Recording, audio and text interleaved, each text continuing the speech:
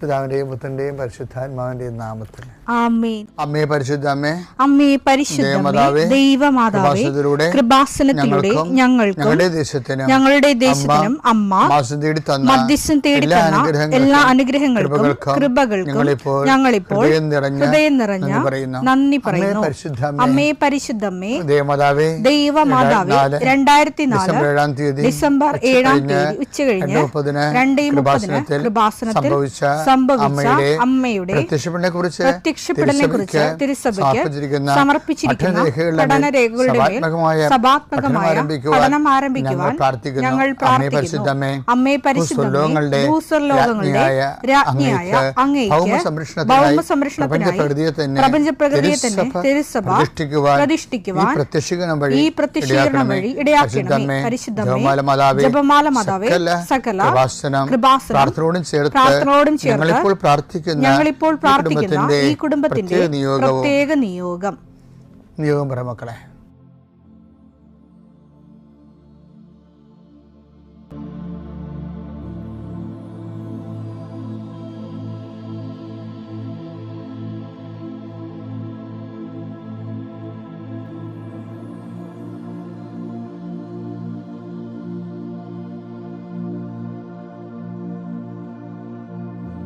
അമ്മയുടെ പ്രത്യക്ഷീകരണത്തിന്റെ ഈ അനുഗ്രഹവേളയിൽ ഞങ്ങൾക്ക് സാധിച്ചു തരുവാൻ കനിയണമേ.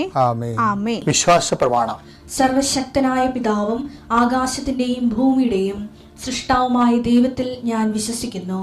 അവിടുത്തെ ഏകപുത്രനും ഞങ്ങളുടെ കർത്താവുമായ ഈശോ മിശിഹായിലും ഞാൻ വിശ്വസിക്കുന്നു. ഈ പുത്രൻ പരിശുദ്ധാത്മാവിനാൽ ഗർഭസ്ഥനായി കന്യകാമറിയത്തിൽ നിന്ന് പിറന്ന് പൊന്തിയോസ് പീലാത്തോസിന്റെ കാലത്ത് പീഡകൾ സഹിച്ച് കുരിശിൽ തറയ്ക്കപ്പെട്ട് മരിച്ച് അടക്കപ്പെട്ട് പാതാളങ്ങളിൽ ഇറങ്ങി മരിച്ചവരുടെ ഇടയിൽ നിന്ന് 3-ാം നാൾ ഉയർത്ത് സ്വർഗത്തിലേക്ക് എഴുന്നള്ളി സർവശക്തിയുള്ള പിതാവായ ദൈവത്തിന്റെ വലതുഭാഗത്തിരിക്കുന്നു. അവിടെ നിന്ന് ജീവിക്കുന്നവരെയും മരിച്ചവരെയും വിധിക്കുവാൻ വരുമെന്നും ഞാൻ വിശ്വസിക്കുന്നു.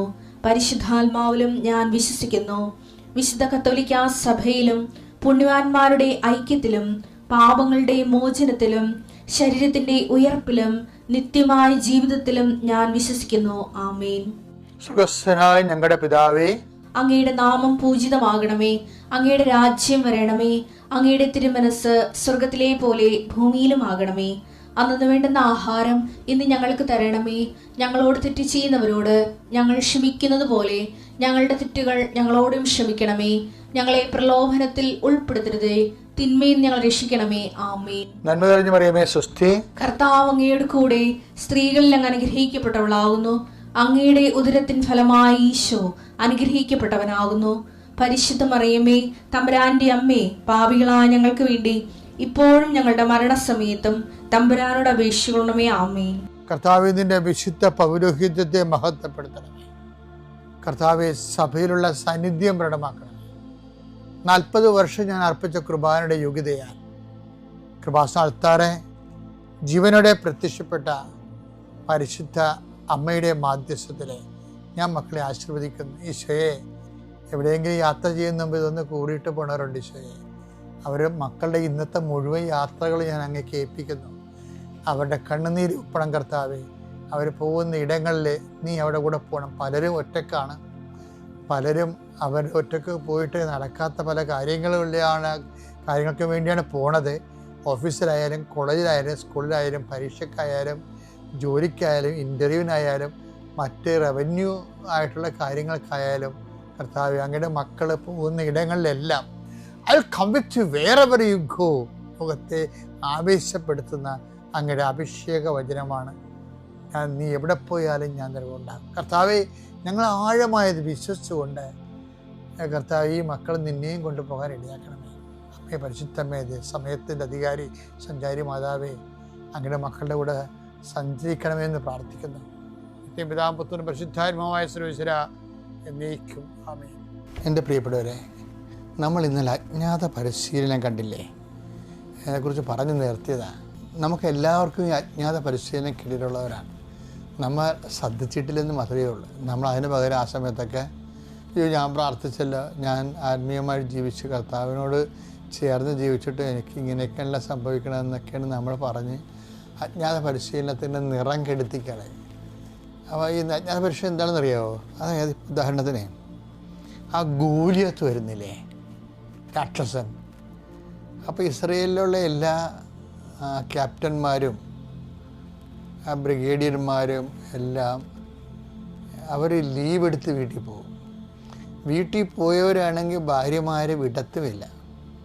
കാര്യം ഗോലിയാത്ത് പേര് കേട്ട രാക്ഷസനാണ്. അതുകൊണ്ട് ലീവിന് വീട്ടിൽ പോയാൽ ആരും തിരിച്ചു വന്നില്ല. സാവോൾ രാജാവ് കെട്ടിലായി. ഇസ്രയേൽ ഭയങ്കര നാണക്കേടായി. അത് കേട്ടപ്പോഴാണ് ഗോലിയത്താണെങ്കിൽ അതിർത്തി കിടന്ന് ഭയങ്കര വെല്ലുവിളി. അപ്പോൾ ദാവീദ് അവിടെ അപ്പം കൊടുക്കാൻ വേണ്ടി വന്ന ആളാണെന്ന് നിങ്ങൾക്കറിയാം. വീട്ടിൽ നിന്ന് പറഞ്ഞു വിട്ടിട്ട് ചേട്ടന്മാർക്ക് അപ്പം കൊടുക്കാൻ വേണ്ടി വന്ന ആളാണ്. അപ്പോൾ ഇവനിങ്ങനെ ഇസ്രയേലിൻ്റെ ദൈവത്തെ വെല്ലുവിളിച്ചിട്ട് ദാവീദിന് ചുരുക്കി പിടിച്ച്. അപ്പോൾ ദാവീദ് എടുത്ത് നോക്കുമ്പോൾ, നീ ചത്ത പട്ടി, എൻ്റെ കർത്താവിനെ ഭത്സിക്കാൻ ഇവൻ ആരാണെന്ന് ചോദിച്ചു. അങ്ങനെ ചേട്ടന്മാരറിയാതെ ഈ ദൈവസ്നേഹത്തിൽ കാളി ഇവൻ ദാവീദിൻ്റെ ഇത് പറയും, ഗോലിയാത്തിനെ കൊല്ലാൻ ഞാൻ പോകാമെന്ന് പറയും. അപ്പോൾ സാവോൾ നോക്കുമ്പോൾ ഇവനൊരു പയ്യൻ, ഇടയ പയ്യനാണ്. വെറുതെ ഇവനൊക്കെ പറഞ്ഞു വിട്ട അയാൾക്ക് ഈ അവൻ ഒട്ടിക്കളയാണ്. അതുകൊണ്ടാണ് സാവോൾ മുടക്കാൻ വേണ്ടി, നിനക്ക് പരിശീലനം വല്ലതും കിട്ടിയ ആളാണ്, നിനക്ക് യുദ്ധം ചെയ്യാൻ വേണ്ടി പരിശീലനം വല്ലതും കിട്ടിയോ? അപ്പം കിട്ടിയില്ലെന്ന് പറയുകയാണെങ്കിൽ വീട്ടിൽ പോടാമെന്ന് പറയാൻ പറ്റും. അതാണ് അങ്ങനെ അവന് മടക്കാൻ പറ്റും. അവന് ഒഫൻഡ് ചെയ്യാതെ മടക്കാൻ വേണ്ടി സാവോൾ ചോദിക്കുക, നിനക്ക് യുദ്ധം ചെയ്ത് പരിശീലനമൊന്നും കിട്ടിയിട്ടില്ലല്ലോ എന്ന് പറയും. അപ്പം ദാവീദ് അപ്പോൾ പറയും, എനിക്ക് പരിശീലനമൊന്നും കിട്ടിയിട്ടില്ലെങ്കിൽ ഞാനൊരു സിംഹത്തെ കൊന്നിട്ടുണ്ടെന്ന് പറയും. അവിടുത്തെ ആരും, സാവോൾ പോലും ഒരു സിംഹക്കുഞ്ഞിനെ പോലും കൊന്നിട്ടില്ല. അപ്പോൾ ഇവൻ ഇങ്ങനെ പറഞ്ഞപ്പോൾ സാവോളിന് കോൺഫിഡൻസ് ആവും. പക്ഷെ എന്താണ് സംഭവിക്കണത്? ഇവനെ ദൈവം ഗോലിയാത്തിനെ ഫേസ് ചെയ്യാൻ വേണ്ടി അജ്ഞാതമായ പരിശീലനം നൽകിക്കൊണ്ടിരിക്കുകയാണ്. നമ്മുടെ ചില ഭയങ്കര തന്ത്രപ്രധാനമായ പരിശീലനം വനങ്ങളുടെ ഉള്ളിൽ നടത്തത്തില്ലേ ചില കൂട്ടം ആൾക്കാർ, അതുപോലെ ദൈവം ഇവനെ ജനങ്ങളിൽ നിന്ന് മാറ്റി നിർത്തിയിട്ട് വനാന്തര ഭാഗങ്ങളിലൊരു പരിശീലനം നടത്തുകയാണ്. ഇവൻ്റെ ആടിനെ പിടിക്കാൻ ചിലപ്പോൾ കരടി വരും, ചിലപ്പോൾ സിംഹം വരും. അതുമായിട്ട് ഇവൻ മൽപ്പിടുത്തത്തിലാകും. അവസാനം ദാവീദിന് ജയിക്കണ രീതി കോൺഫിഡൻസ് ആകും. അപ്പം അതുപോലെ അതാണ് എൻ്റെ വിഷയം. അപ്പോൾ ഇതുപോലെ നമ്മൾക്കും കോൺഫിഡൻസ് കിട്ടാൻ വേണ്ടി ദൈവം അജ്ഞാതമായ പരിശീലനം നമുക്ക് നൽകുന്നതാണ് നമ്മളുടെ ക്ലേശങ്ങളെന്ന്. അജ്ഞാത പരിശീലനമാണ് ഓരോ ക്ലേശങ്ങളും. ഇപ്പോൾ ഒരു ക്ലേശം നമ്മളുടെ കടന്നു പോകുമ്പോൾ നിങ്ങൾ ഓർക്കണം, ദൈവമാണ് എന്നെ പരിശീലിപ്പിക്കണത്. ഭാവിയിൽ ഈ സാക്ഷ്യ ജീവിതത്തിന് ഇതാവശ്യമായി വരും എന്ന് പറഞ്ഞ് ദൈവത്തിന് നന്ദി പറയണം. അല്ലാതെ എനിക്കിങ്ങനെ സംഭവിച്ചതല്ല, ദൈവനോട് ഇങ്ങനെ ചെയ്തല്ല എന്നൊക്കെയുള്ള ഒരു വിവരക്കേടൊന്നും പറയരുത്. കാര്യം ഇത് വളരെ സീരിയസ് ആയിട്ട് നമ്മൾ അജ്ഞാത പരിശീലനം ദൈവം നടത്തുമ്പോൾ ദൈവ പൈതലാണ് നീയെങ്കിൽ നിനക്ക് പെട്ടെന്ന് മനസ്സിലാകും. ജഡിക സന്താനമാണെങ്കിൽ പെട്ടെന്ന് മനസ്സിലാവത്തില്ല. അവരങ്ങനെ മോങ്ങിക്കൊണ്ട് പ്രാർത്ഥന കുറച്ച്, പള്ളിപ്പോക്ക് കുറച്ച്, ഇത്രയും പ്രാർത്ഥിച്ചിട്ട് പ്രാർത്ഥിക്കുന്നതോറും ക്ലേശങ്ങളാണല്ലോ എന്നൊക്കെ പറഞ്ഞുകൊണ്ട് വീട്ടിൽ ചുമ്മാ ഇങ്ങനെ അളിഞ്ഞ വർത്തമാനവും പറഞ്ഞ് ഇങ്ങനെ പിച്ചും പേയും പറഞ്ഞ് വീട്ടിലിരിക്കും. അതിൻ്റെ അർത്ഥം നീ ഈ ഒരു സാധനം കൊണ്ട് ചിലപ്പോൾ നീ ദൈവത്തിൽ നിന്ന് അകന്നു പോയെന്നും വരാം.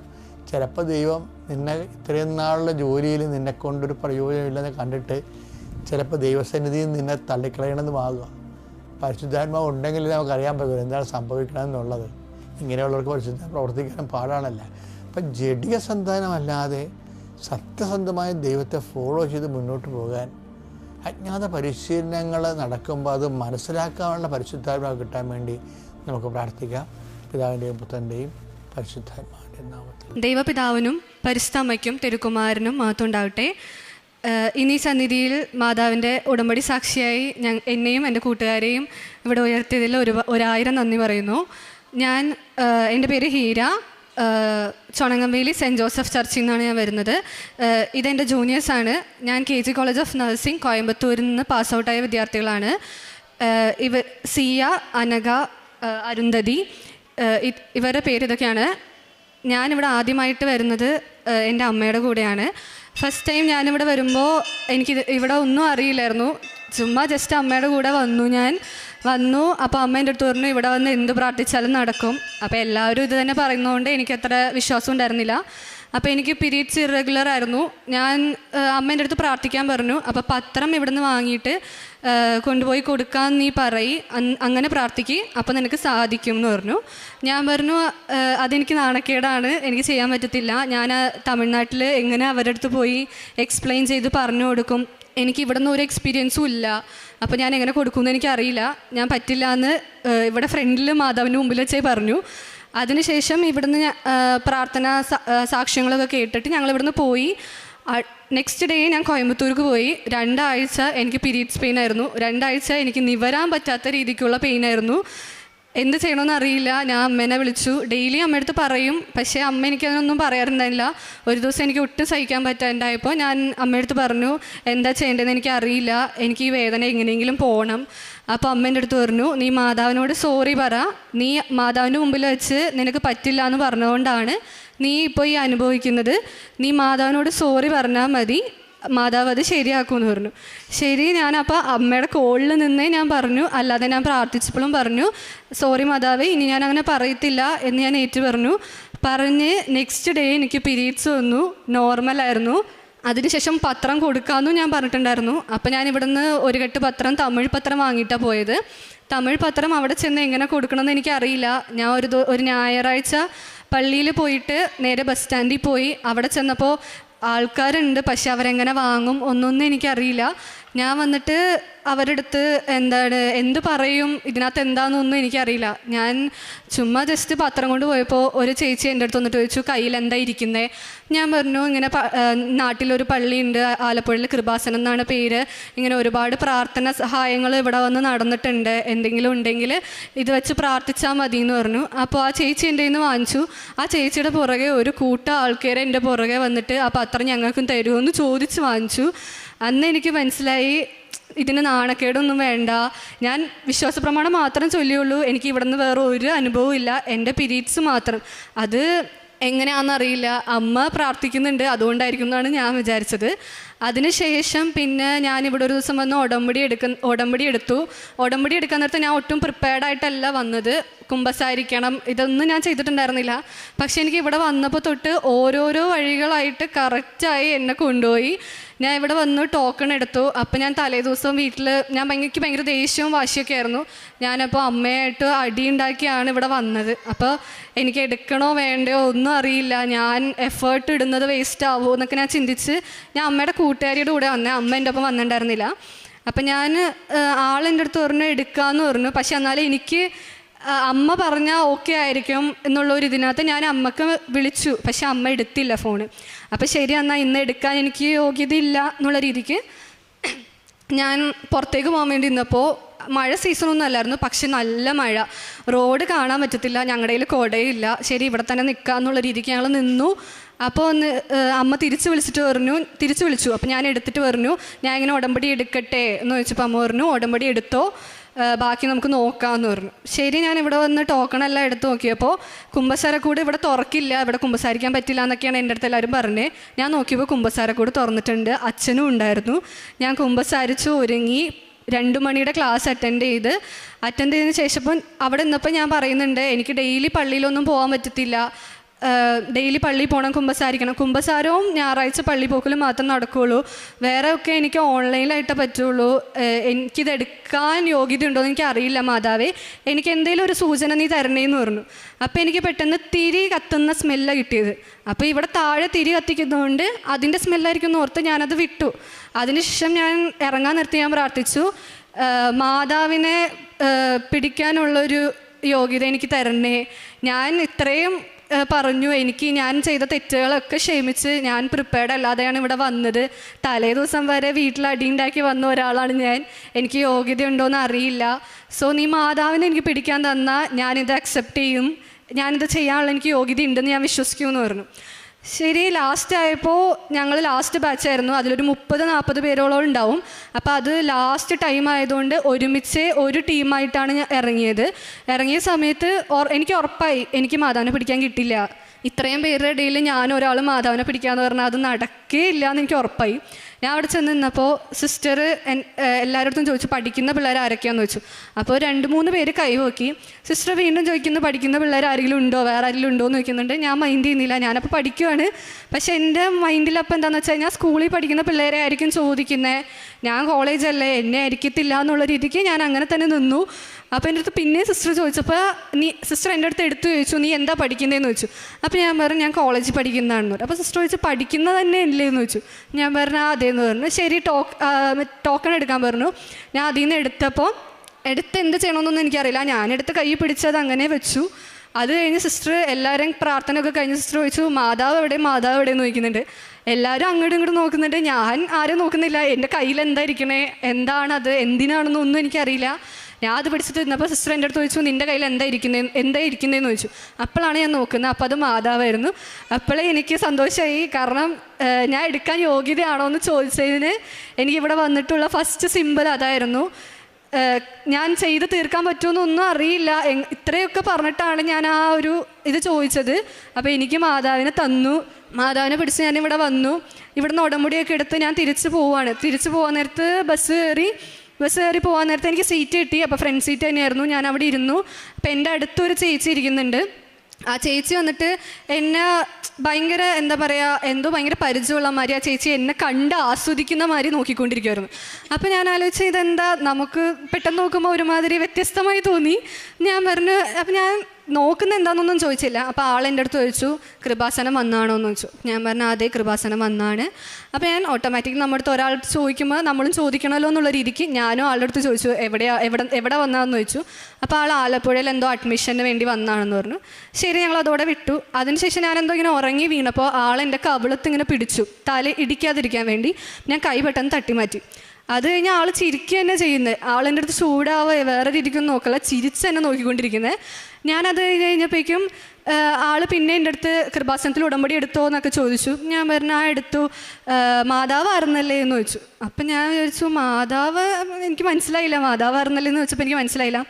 അപ്പോൾ ആളെൻ്റെ അടുത്ത് പറഞ്ഞു മാതാവായിരുന്നില്ലെന്ന് വെച്ചപ്പോൾ ഞാൻ പറഞ്ഞു അതെ. പിന്നെയാണ് എനിക്ക് മനസ്സിലായി മാതാവിനെ പിടിച്ചതായിരിക്കും ഉദ്ദേശിച്ചത്.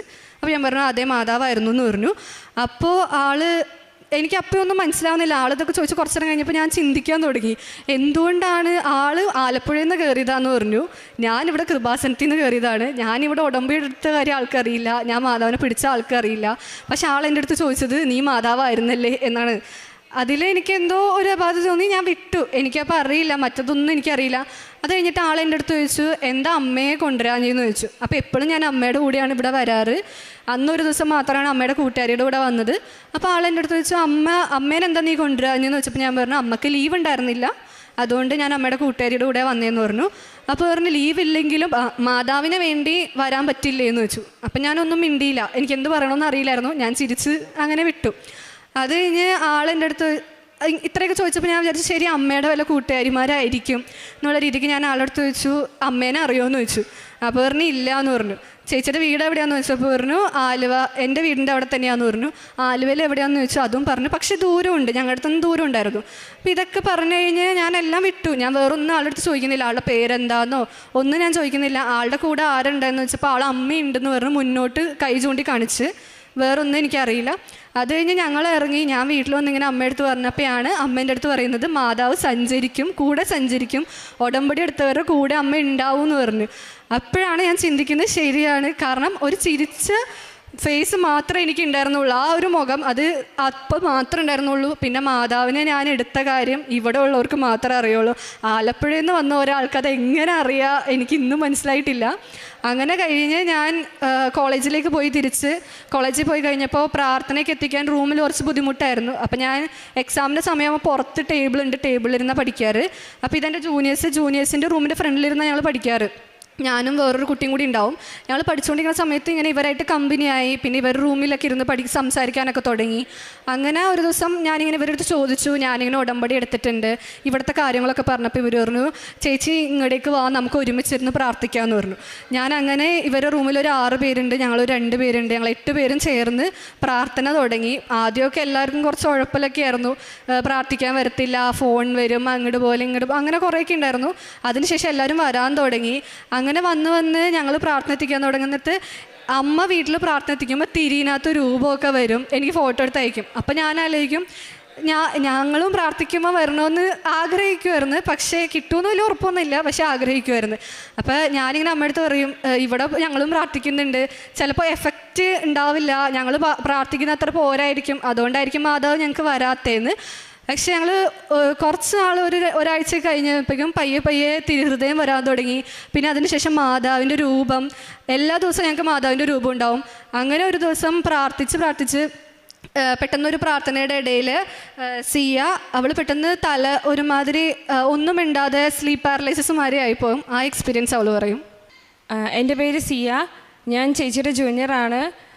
ചേച്ചി പറഞ്ഞ പോലെ തന്നെ ഒരു ദിവസം ഞങ്ങളുടെ എക്സാമിൻ്റെ തലേ ദിവസം പ്രാർത്ഥിച്ചുകൊണ്ടിരുന്നപ്പോൾ പെട്ടെന്ന് എനിക്കെന്തോ, സാധാരണ ഞാൻ പ്രാർത്ഥിക്കുന്ന രീതിയിലല്ല, അന്നത്തെ ദിവസം മുട്ടുകുത്തി കണ്ണടച്ച് എനിക്ക് കണ്ണ് തുറക്കാൻ പറ്റുന്നില്ല.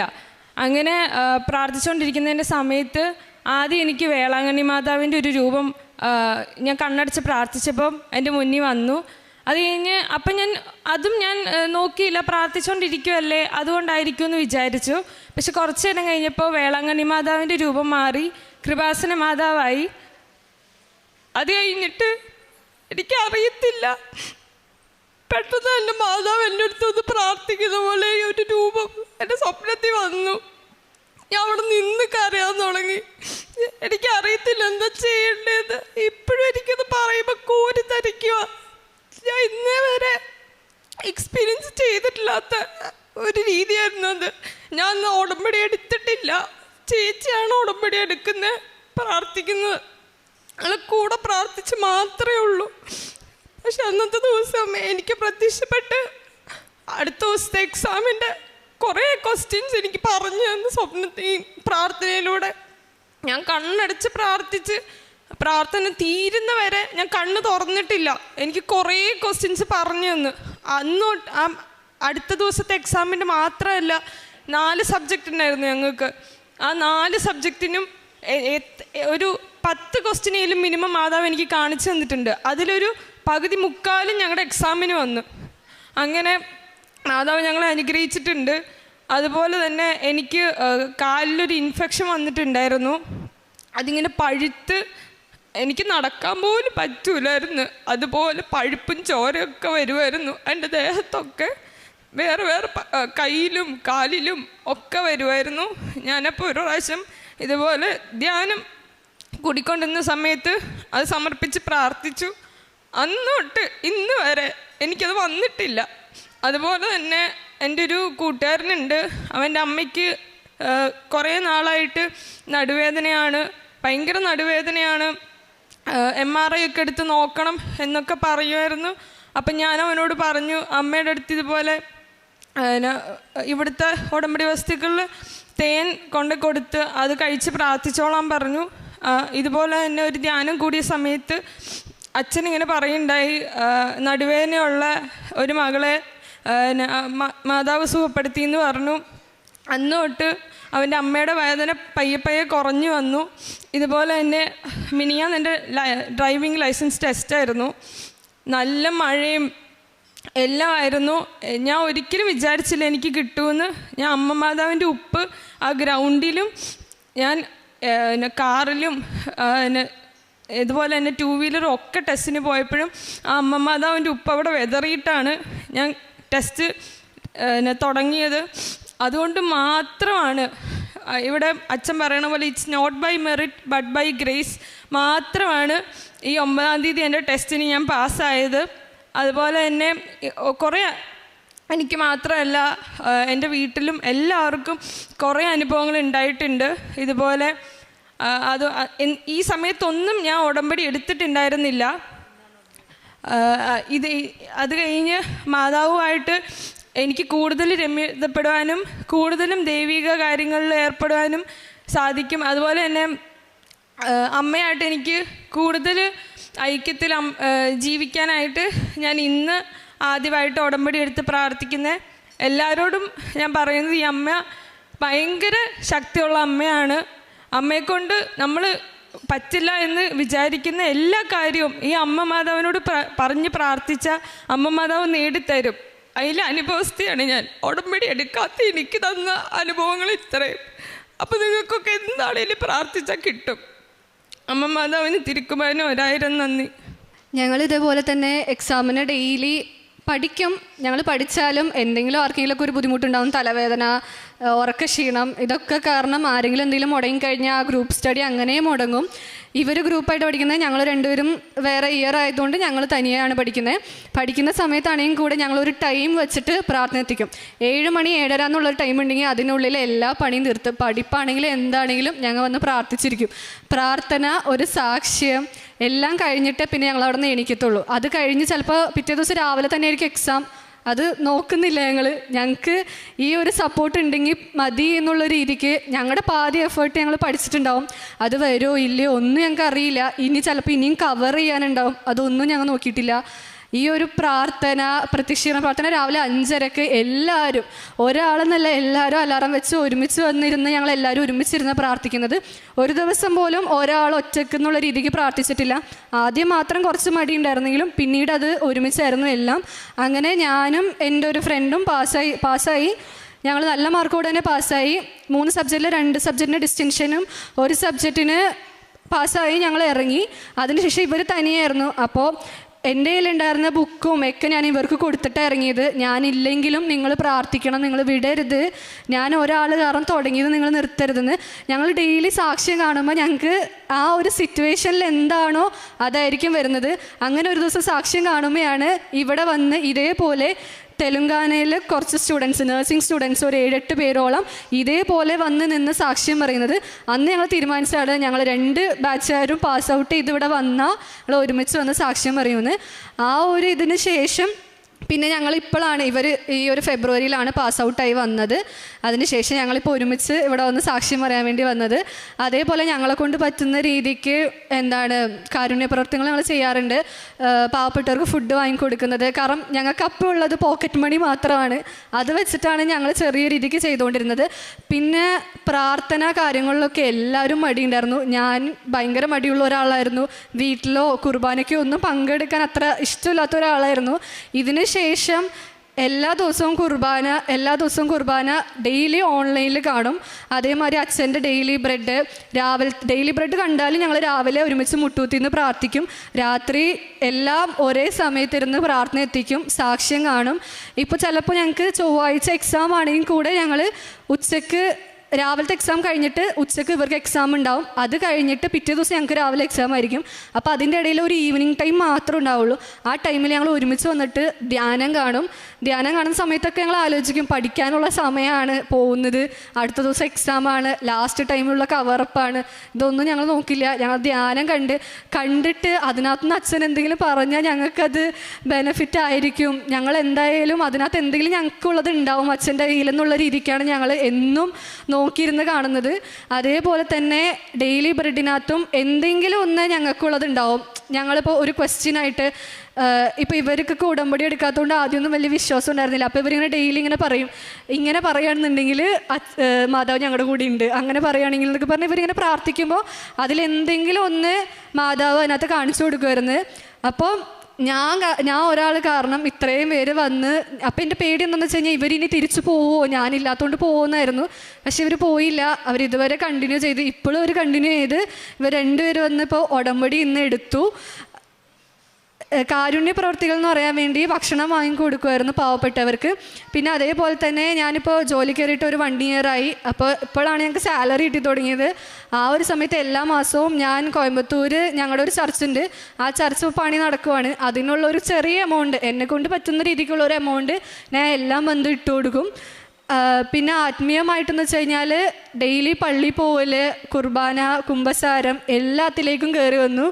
പണ്ടൊക്കെ ഭയങ്കര മടിയാണെങ്കിലും ഇപ്പോൾ വീട്ടിൽ വന്നാൽ കൂടെ പ്രാർത്ഥന എത്തിക്കാനാണെങ്കിലും ആരെങ്കിലും ഒരാൾ മടിഞ്ഞാലും പിടിച്ചു നിർത്തും. പാട്ട് പാടി ആസ്വദിച്ചാണ് ഞങ്ങൾ കൊന്ത ചൊല്ലുന്നത്. കൊന്ത ചൊല്ലി അത് കഴിഞ്ഞതിന് ശേഷം സുവിശേഷം വായിച്ച് 2 പാട്ടൊക്കെ പാടി ഭയങ്കര എൻജോയ് ചെയ്ത് നമ്മളൊരു കഥ പറഞ്ഞ് കേട്ടിരിക്കുന്ന മാതിരിയാണ് ഞങ്ങൾ കൊന്ത ചൊല്ലി തീർത്തുകൊണ്ടിരുന്നത്. അങ്ങനെയായിരുന്നു ആത്മീയമായിട്ടുള്ള വളർച്ച. പിന്നെ എനിക്ക് ചെറുപ്പം തൊട്ട് അലർജി ഉണ്ടായിരുന്നു. ഡസ്റ്റ് അങ്ങനെ മൂക്കിൽ ദശ വളരുന്ന മാതിരി ഉണ്ടെന്ന് പറഞ്ഞായിരുന്നു. പക്ഷെ ഞാൻ സർജറി ഒന്നും ചെയ്തിട്ടില്ല. എൻ്റെ അനിയത്തി ചെയ്തായിരുന്നു. പക്ഷെ എനിക്ക് സർജറിയും കാര്യങ്ങളൊക്കെ പേടിയായതുകൊണ്ട് ഞാൻ അതിനകത്തേക്ക് പോയില്ലായിരുന്നു. അപ്പോൾ ഉണ്ടായിരുന്ന ഒരു ചേച്ചി എൻ്റെ അടുത്ത് പറഞ്ഞു, ഒരു പ്രായം കഴിയുമ്പോൾ ഇത് ഭയങ്കര ഡിഫിക്കൽട്ടി ആവും. കാരണം ആ ചേച്ചിക്ക് ഭയങ്കര ബ്രീത്തിങ് ഡിഫിക്കൽട്ടിയാണ്. അപ്പോൾ അതുകൊണ്ട് നിനക്കും അങ്ങനെ വരും. അതുകൊണ്ട് പൊടിയും കാര്യങ്ങളൊന്നും അധികം അടുപ്പിക്കാൻ നിൽക്കണ്ട എന്ന് പറഞ്ഞു. പക്ഷേ അമ്മ ഉടമ്പടി എടുത്തതിന് ശേഷം ഞാൻ പോലും അറിഞ്ഞിട്ടില്ല. ഇപ്പം എനിക്ക് ഒരു 5-6 വർഷമായിട്ടുണ്ടാവും. ഞാനിപ്പോഴാണ് ശ്രദ്ധിക്കുന്നത്.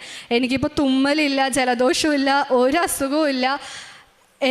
അതെല്ലാത്തിൽ നിന്നും മാതാവ് എന്നെ സംരക്ഷിച്ചു കൊണ്ടുവന്നു ഇവിടം വരെ. ഇപ്പോഴും മാതാവിൻ്റെ മക്കളായിട്ട് തന്നെ ഞങ്ങൾ ഇനിയും കണ്ടിന്യൂ ചെയ്യണമെന്ന് ഞങ്ങൾ ആഗ്രഹിക്കുന്നു. തിരക്കേറിയ ജീവിതമാണെങ്കിൽ കൂടെ ഇച്ചിരി നേരം മാതാവിൻ്റെ അടുത്ത് വരാനാണെങ്കിൽ കൂടെ 2 ദിവസം ഞാൻ അവിടെ നിന്ന് ലീവ് കിട്ടിക്കഴിഞ്ഞാൽ ഞാൻ വീട്ടിൽ പോയിട്ട് അടുത്ത ദിവസം ഞാൻ കൃപാസനത്തിലായിരിക്കും വരുന്നത്. ഉടമ്പടി എടുക്കാനോ ഒന്നുമല്ല, ചുമ്മാ ഇവിടെ നിന്ന് കുറച്ചു നേരം പ്രാർത്ഥിക്കും, മാതാവിനോട് സംസാരിക്കും, കുറച്ചു നേരം കരയും. എന്തെങ്കിലും സ്ട്രെസ്സോ എന്തെങ്കിലുമൊക്കെ ഉണ്ടെങ്കിൽ ഇവിടെ വന്ന് കരഞ്ഞ് തീർത്ത് ഒരു റിലീഫായിട്ട് ഇവിടെ നിന്ന് നേരെ ഇറങ്ങുന്നത്. ഇത്രയും നന്ന മാതാവിനും തിരുകുമാരനും 1000 നന്ദി. ഇനിയും ഈ ഉടമ്പടി ജീവിതം മുന്നോട്ട് കൊണ്ടുപോകാൻ ഞങ്ങളെയും എൻ്റെ കൂട്ടുകാരെയും ഇതേപോലെ തന്നെ കൊണ്ടുവരണമെന്ന് ഞാൻ മാതാവിനോട് പ്രാർത്ഥിക്കുന്നു. അങ്ങ് നൽകിയ അനുഗ്രഹങ്ങളെ പ്രതി ഞാൻ എന്നേക്കും അവിടുത്തോട് നന്ദി പറയും. അങ്ങയുടെ ഭക്തരുടെ മുൻപിൽ ഞാൻ അങ്ങയുടെ നാമം പ്രകീർത്തിക്കും. എന്തെന്നാൽ അത് ശ്രേഷ്ഠമാണ്. സങ്കീർത്തനം 52:9 ദൈവസന്നിധിയിൽ പ്രത്യാശ വെച്ച് ഉടമ്പടി ജീവിതം നയിക്കുമ്പോഴാണ് നമ്മുടെ ജീവിതത്തിൽ പുത്തൻ വഴികൾ തുറന്നു തരുന്നത്. യെശയ്യാ പ്രവാചകൻ്റെ പുസ്തകം 40-31 പറയുന്നത് പോലെ ദൈവത്തിൽ ആശ്രയിക്കുന്നവർ വീണ്ടും ശക്തി പ്രാപിക്കും. അവർ കഴുകന്മാരെ പോലെ ചിറകടിച്ചുയരും. അവർ ഓടിയാലും ക്ഷീണിക്കുകയില്ല, നടന്നാൽ തളരുകയുമില്ല. ഇന്നത്തെ നമ്മുടെ യുവജനങ്ങൾ ഒരുപക്ഷെ നട്ടോട്ടം ഓട്ടുന്നത് ഒരല്പ സന്തോഷത്തിന് സമാധാനത്തിന് വേണ്ടിയായിരിക്കാം. പക്ഷേ ഈ കൊച്ചുമക്കൾ ഉടമ്പടിയിൽ ചെറിയ സ്റ്റെപ്പ് എടുക്കുമ്പോൾ ഈശോയും അമ്മയും കൂടെ നിന്ന് അവർക്ക് ശക്തി നൽകുകയും കഴുകന്മാരെ പോലെ ചിറകടിച്ചുയരാനുള്ള ഒരു ധൈര്യം നൽകുകയും ഓടിയാലും ക്ഷീണിക്കാത്ത, നടന്നാലും തളരാത്ത ഒരു ആത്മീയ യാത്രയിലൂടെയാണ് ഇവരെ വഴിതെളിക്കുന്നത്. കൃപാസനം അമ്മയുടെ മധ്യസ്ഥതയിലൂടെ ഈ മക്കൾക്ക് ലഭിച്ച എല്ലാ അനുഗ്രഹം, പ്രത്യേകിച്ചും ഈ പരീക്ഷകൾ എഴുതാൻ പോകുമ്പോഴെല്ലാം ഉടമ്പടി നേർച്ച വസ്തുക്കൾ ഉപയോഗിച്ച് പ്രാർത്ഥിച്ച് ഉടമ്പടി തൈലം നെറ്റിയിൽ തേച്ച് വിശ്വാസ പ്രമാണം ചൊല്ലി പ്രത്യക്ഷീകരണ പ്രാർത്ഥന ചൊല്ലിയാണ് ഈ മക്കളെല്ലാവരും പരീക്ഷയ്ക്ക് പോയിക്കൊണ്ടിരുന്നത്. 2 ബാച്ചായിട്ട് ഇവിടെ വന്ന് പ്രത്യക്ഷീകരണത്തിൻ്റെ സാക്ഷിയാക്കണമെന്നും പ്രാർത്ഥിച്ചിരുന്നു. അതിൻ്റെ ഫലമായിട്ടാണ് ഇന്ന് പരിശുദ്ധ അമ്മയുടെ സന്നിധിയിൽ അമ്മയ്ക്ക് നന്ദി പറയാനായിട്ട് not by merit but by grace ദൈവത്തിൻ്റെ കൃപയാൽ ഈ മക്കളെല്ലാം BSc എക്സാം കംപ്ലീറ്റായി അമ്മയുടെ പ്രത്യക്ഷീകരണത്തിൻ്റെ സാക്ഷിയായിട്ട് അമ്മയ്ക്ക് നന്ദി പറഞ്ഞുകൊണ്ട് അമ്മയുടെ സന്നിധിയിൽ വന്ന് നിൽക്കുന്നത്. കൂട്ടുകാരുടെ ഇൻഫ്ലുവൻസ് എത്രമാത്രമുണ്ട് ഈ മക്കളുടെ ജീവിതത്തിൽ. ആ ഇൻഫ്ലുവൻസാണ് ലഭിച്ച അനുഗ്രഹം മറ്റുള്ളവർക്ക് സാക്ഷ്യപ്പെടുത്തുകയും മറ്റുള്ളവരെയും കൂടെ നല്ല ഒരു വഴിയിലേക്ക് നയിക്കുവാനും ചെയ്യാനുള്ള ഒരു കൃപയാണ് ഇവർക്ക് ലഭിച്ചിരിക്കുന്നത്. ആ കൃപയിൽ ജീവിതം മുന്നോട്ട് നയിക്കുവാനും പരിശുദ്ധ അമ്മ, കൃപാസനം അമ്മയുടെ കരം പിടിച്ചുകൊണ്ട് ഈ മക്കളുടെ ഉടമ്പടി ജീവിതം കൂടുതൽ തീഷ്ണതയോടെ ആത്മാർത്ഥതയോടെ മുന്നോട്ട് നയിക്കുവാനും ഉള്ള കൃപയ്ക്കായി നമുക്ക് പ്രാർത്ഥിക്കാം. നമ്മുടെ ജീവിതത്തിലും ഈശോയുടെ അമ്മയോട് ചേർന്ന് നിൽക്കുമ്പോൾ നമ്മൾക്കും ആ അനുഗ്രഹവും കൃപയും അനുഭവിക്കാൻ സാധിക്കട്ടെ എന്ന് പ്രാർത്ഥിക്കാം. ഹീരയ്ക്കും ഈ കൂട്ടുകാർക്കും ലഭിച്ച ഈ വലിയ അനുഗ്രഹങ്ങൾ, പ്രത്യേകിച്ചും ഹീരയ്ക്ക് രോഗസൗഖ്യവും ലഭിച്ചു. ഈ എക്സാം പാസ്സാകാനും ഈ കൂട്ടുകാർക്കുള്ള ആ ദൈവ വഴിയിലേക്ക് നടത്തിയ ആ ദൈവാനുഭവത്തിനുമായിട്ട് നമുക്ക് കരങ്ങളടിച്ച് ദൈവത്തെ മഹത്വപ്പെടുത്താം.